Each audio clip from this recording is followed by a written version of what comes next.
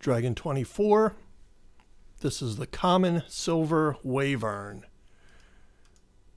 Now, at this point too, I again was just trying to go for something a little different that I felt like I hadn't knocked out in the last, half a dozen drawings or so. The large under jaw, the large lower jaw, it reminds me a little of a turtle, or again, maybe like a frog or an iguana of some kind. But one of the things that they don't have is, really large eyes. And that's something that if I make it that the eye looks like a big kind of empty globe of a shape, it can look very ghostly and spooky looking. Now with this guy, again, I as with some of the others, I wanted to mix up the horn placement as well. So it was something I started with just a few of the big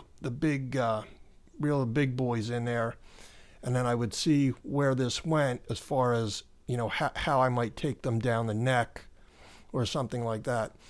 But I was going to start with these two big guys and see where that went. As I draw in the big eyes, and the creepiness, I think goes back for me to a show when I was a kid, and I'm dating myself a little bit, but it was called Land of the Lost, and it had these.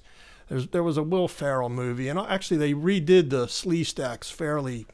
They did a pretty good job at the way they looked. But the old show that was on on the Saturday morning lineup back when I was a kid, these things were just terrifying. They didn't do anything but hiss at you, and they moved real slow, but they had these giant globe-like eyes, and this kind of reminds me of that, and it's funny how all of that stuff that you see and are exposed to sort of comes back in your psyches to haunt you later in life. But I always thought they were neat. I mean, they were definitely scary when I was younger, but I thought they were cool looking too.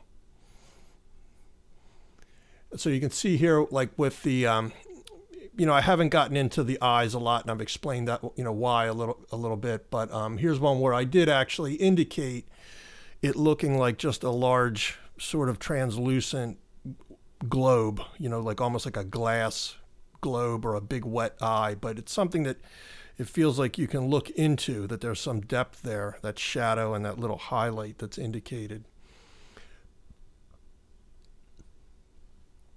Now, as a common Wyrm, I did want to give him, I'm calling this common, but, so there could be, a royal Wyrm or something like this.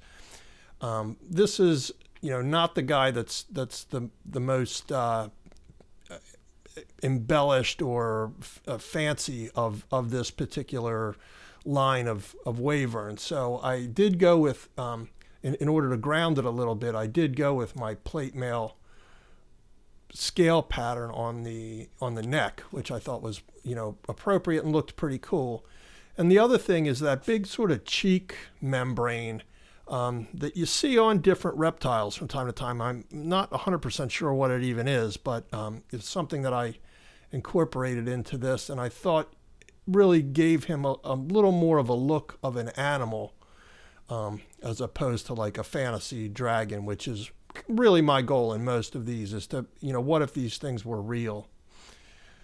They certainly wouldn't be talking to you with Sean Connery's voice or something of that nature. So there we go. The common silver Wyrm. Thanks for joining me, guys. I hope you're having fun. We'll see you soon.